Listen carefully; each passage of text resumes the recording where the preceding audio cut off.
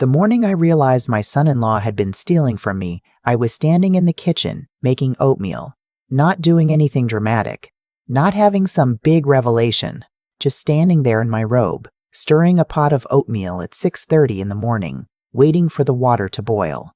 And the number on my phone screen stopped making sense. I set down the spoon. I read it again. Then I sat down on the floor, right there on the cold tile, because my legs simply stopped working. Let me back up. My name is Vera. I'm 64 years old, retired after 31 years as a hospital billing coordinator in Columbus, Ohio. I have a pension. I have my Social Security. I have a daughter named Tanya, who is 38, and a son-in-law named Doug, who I always thought was decent enough. Quiet, a little cold maybe, but decent. They have a boy, 9 years old, who calls me Grandma V and still lets me hug him without pulling away. That part I'm grateful for. My husband, Robert, died 18 months before all of this started. Pancreatic cancer. 4 months from diagnosis to funeral. I don't say that for sympathy. I say it because you need to understand where I was, mentally, when my daughter sat across from me at my kitchen table and said, "Mom, why are you rattling around in this big house all by yourself?" I had a house. 3 bedrooms, a yard, 22 years of mortgage paid off, a neighborhood where I knew everyone's name, a life that was small and quiet and mine. But grief does something to your sense of logic. It makes things that should be obvious seem uncertain. It makes offers that should come with fine print feel like lifelines. "Come live with us," my daughter said. "We have the room. Ethan loves you, and honestly, Mom, we could use the help." I asked what kind of help she meant. She said just being around. Maybe helping with school pickups since she and Dud both worked. Maybe cooking sometimes if I felt like it. Nothing mandatory. Just family helping family. I sold the house 8 months later. I want to be honest about this part because some people, when I tell them, say, "Why did you sell? Why didn't you rent it out?" And I hear the judgment in it even when they're trying to be kind.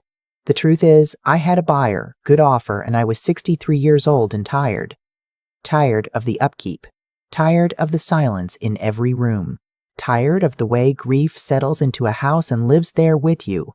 I sold it, cleared just over $200,000 after everything was paid, and deposited it into my savings account. I thought I was being sensible. I moved into their guest room in September. The first few months were fine. Better than fine, actually. The house was lively. Ethan and I did homework at the kitchen table. I cooked 3-4 nights a week. Real cooking, the kind that takes time. I kept things clean. I drove him to soccer practice on Tuesdays. I felt useful in a way I hadn't since Robert got sick. My daughter and I talked more than we had in years. The financial arrangement was her idea, not mine. She brought it up in November, casually, over dinner. She said it would make things more equitable if I contributed to household expenses, utilities, groceries, that kind of thing. She suggested $400 a month. I thought that was reasonable. I wrote her a check the first of every month and didn't think much about it. Doug never said much to me directly. He said hello. He said goodnight. When I was in the room, he was polite, but there was always something slightly off about it, the way someone is polite to a coworker they don't particularly like. I noticed it. I told myself I was imagining it. I wasn't imagining it. In February, my daughter came to me with a revised number. She sat down on the edge of my bed, which she always did when she had something uncomfortable to say, and she told me the household expenses had gone up. Heating costs. She said $500 a month going forward would be more appropriate. I said okay. I adjusted my budget. In April, it became $600. She framed it as temporary. Inflation, she said. She looked a little embarrassed, asking. I thought her embarrassment was genuine. I gave her the benefit of the doubt. Summer came.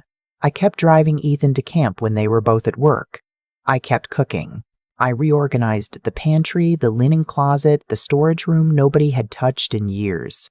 I felt like a person with purpose. I told my friend Agatha, who I've known since we were both young mothers at the same church, that I thought maybe it was all working out better than I'd expected. "Don't get comfortable," Agatha said. I laughed it off. Then in August, my daughter came to me again. This time she didn't sit on the edge of my bed. She stood in the doorway with her arms crossed, and she told me Doug had done the math and they thought $800 a month was more fair given everything they provided. I did the math too, right in front of her. My pension was $1,400 and some change per month. My Social Security came to another $900. Combined, I had roughly $2,300 coming in. $800 to them, roughly $300 in medications and doctor copays, personal items, the occasional thing I needed. I'd be left with barely $400 to my name each month. I pointed this out. She said she understood it was a lot, but she also reminded me gently that I didn't have rent or a mortgage, that everything I needed was provided, that $400 of spending money was more than enough for someone in my situation. I remember exactly how she said it, someone in my situation. Like I was a category instead of a person, like I was a liability they were managing. I said I needed to think about it. She said, of course, but we kind of need an answer soon. I agreed to the $800. I didn't know what else to do. I was 63, no house to go back to, no family nearby, and I had believed, deeply, genuinely believed, that my daughter loved me the way I loved her. The Thanksgiving incident, that's what I call it in my head. The Thanksgiving incident happened that November. I had been cooking for 3 days. I'm not exaggerating. I made the pie crusts from scratch on Wednesday afternoon. I prepped the green bean casserole, the sweet potatoes, the cranberry sauce. On Thursday morning, I was up at 6 to start the turkey.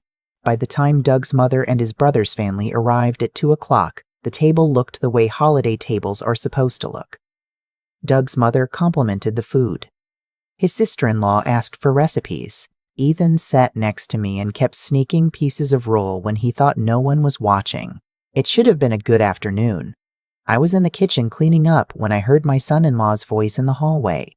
He and his brother were talking, not quietly enough. I heard my name. Well, not my name. I heard her and the situation, and then I heard the word Maplewood. I stopped moving. Maplewood is a senior living facility about 12 minutes from their house. I had driven past it 100 times. Nice enough looking from outside. Manicured lawn. American flag by the entrance. I heard Doug say something about it makes more sense long term, and she's already costing more than it's worth. And Tanya's almost on board. I stood there with a dish towel in my hand, and I did not move for a very long time. I want to be clear about something. I wasn't angry right away. That surprised me later when I thought about it.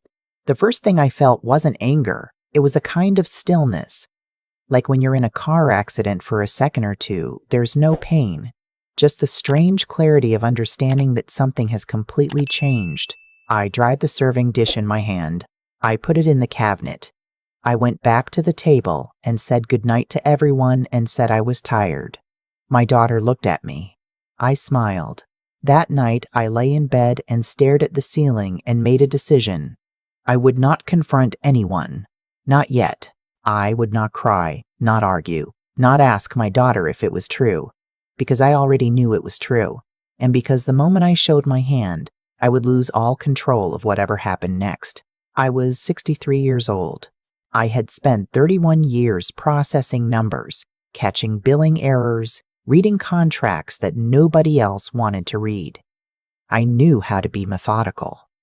The next morning, I called Agatha. I told her what I'd heard. She was quiet for a long moment, and then she said, "Vera, I have a spare room." I told her I wasn't ready to move yet. I needed a few weeks. "Take what you need," she said. "The room isn't going anywhere." Over the next 2 weeks, I did a number of things quietly and carefully. I called my bank and asked some questions about my accounts. That was when I found out. My daughter, not Doug, my daughter, had been listed on my checking account as an authorized user. I had added her years ago, after Robert's first health scare, thinking it was responsible. I had completely forgotten. She had been using that access to pull money from my account on a semi-regular basis. Not large amounts. $80 here. $120 there. Since February. Since the month the contributions went up the first time. I sat in my car in the bank parking lot and added it up on my phone calculator. Just over $2,000. I sat with that number for a long time. I want to tell you that I cried. I think you'd understand if I did, but I didn't. I just sat there looking at the screen, and what I felt was not grief exactly.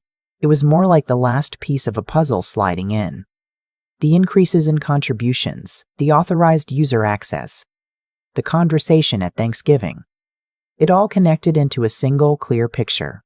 I went back inside the bank. I spoke with the branch manager. I explained that I needed to remove an authorized user from my account and I would like to open a new account that afternoon. She was very professional and very efficient and asked no questions I didn't want to answer. I transferred the full balance, everything I had, into the new account. I gave the routing number to Agatha because I needed someone I trusted to have it. I updated my pension deposit and Social Security direct deposit to the new account.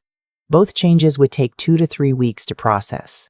I called my doctor's office and had my prescription history transferred to a pharmacy closer to Agatha's neighborhood. I sorted through my things over the following 10 days.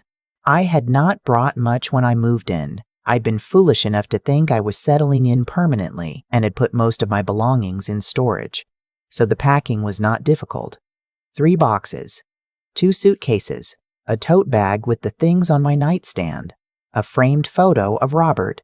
On a Wednesday morning in December, when my daughter was at work and Ethan was at school and Doug had left for the office at 7:45, I carried everything to my car in 4 trips. I looked around the guest room once before I left. The bed was made. The nightstand was clear. I had vacuumed. I left it exactly the way I had found it. I did not leave a note. I drove to Agatha's house, and when she opened the door, she took one look at me and opened her arms. And I stood in her doorway and cried for the first time since I'd heard Doug's voice in that hallway. That afternoon, my daughter called. I let it go to voicemail. She called again and again. By evening, she had called 11 times and sent 6 text messages, each one escalating in tone. The first was worried. "Mom, where are you? I'm getting nervous." The last was something else entirely. I read them all. I did not respond. The next morning, I called a lawyer. Not for revenge, for protection.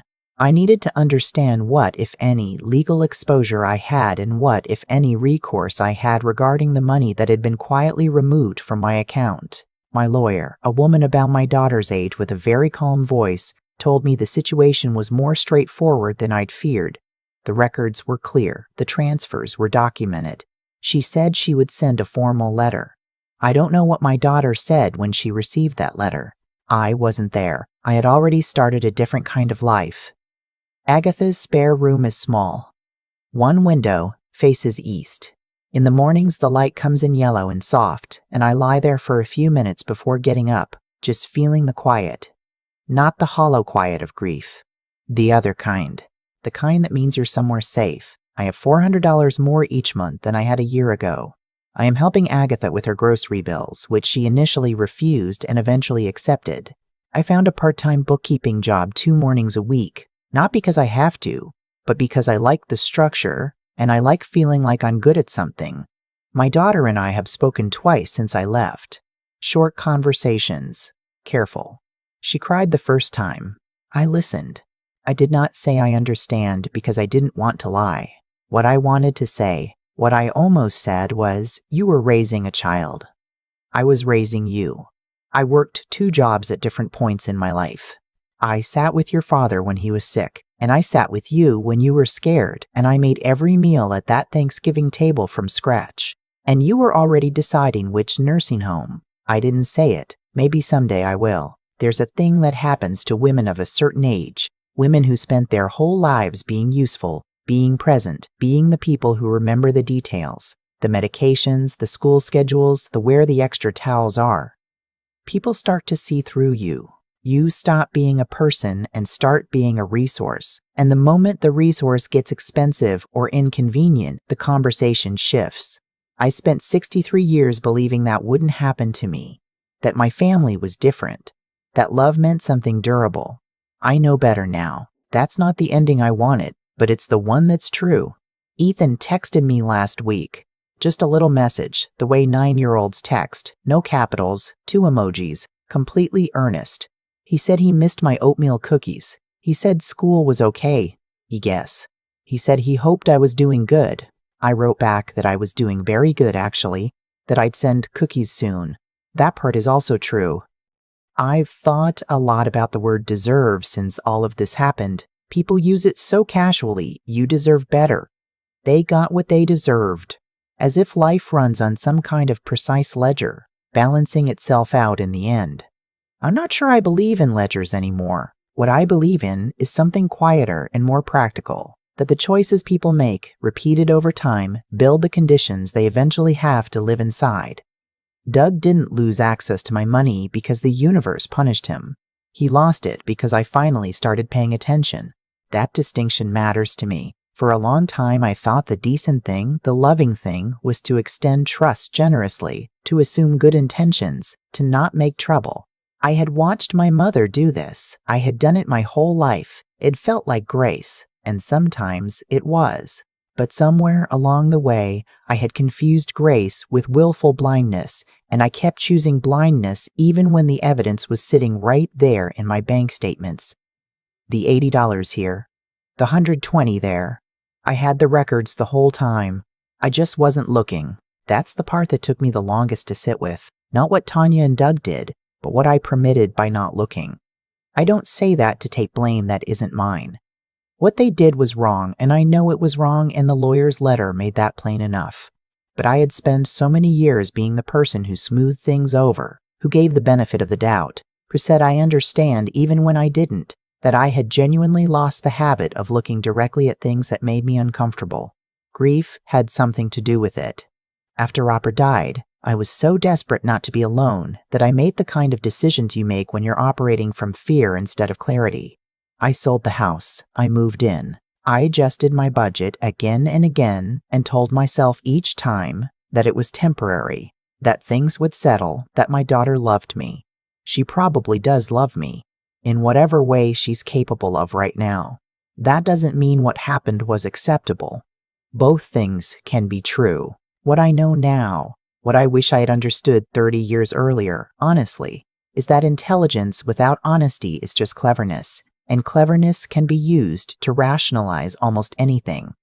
The hard work isn't figuring out what you want to believe. It's being willing to look at what's actually true, even when it costs you something, even when it means admitting you've been wrong to trust someone, even when that someone is your own child. And the steadiness, the part where I didn't scream, didn't confront, didn't fall apart in their kitchen, that wasn't coldness. I want to be clear about that. It was the first time in a long time I had been genuinely deliberate. I made a plan. I executed it carefully. I protected myself.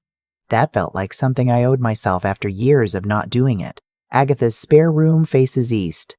The light in the morning is yellow and unhurried. I make oatmeal and I read, and nobody knocks on my door asking me to renegotiate my own life. Ethan still texts me. That matters more than I can say. I didn't get the ending I wanted, but I got an honest one. And at 64, I've decided that honesty is the better inheritance.